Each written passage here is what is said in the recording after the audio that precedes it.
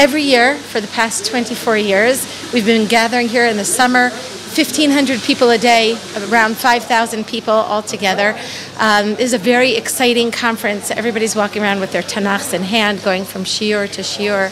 Everyone's talking about Tanach. Everybody's learning Tanach. These are the most exciting days of my year. I think they're the most exciting days of many people's year. And it's inspirational, and it's exciting, and it's interesting, and it's enlightening. These are just wonderful days of learning here in Alon Shvut. I teach here in Mechalat Herzog during the year.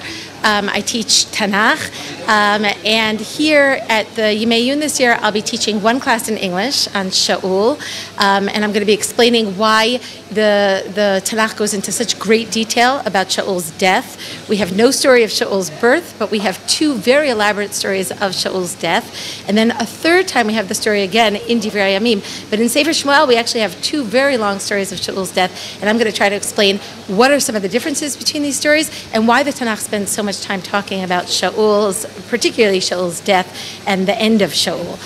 In Hebrew, I'll be giving 3 shiurim, one on Eshet Baalat Ov, one on Yehoshua, and one on Sefer Shoftim. Okay, so I think that one of the things that is important to understand at this conference is that there's been a tremendous revival of Tanach learning in the past 50 years, or perhaps we should say 67 years, the years that we've returned to the land. I think that one of the reasons that we're so excited about learning the Tanach is that it connects us, or we feel connected to the land, and learning about the Tanach, and especially then we can go out and take Tiulim, which is also part of this conference, and we can see the places where these events happen. That makes it all the more exciting, and I think it's one of the reasons that we've had this tremendous revival of Tanach learning, especially here in Israel and here in Gush Etzion.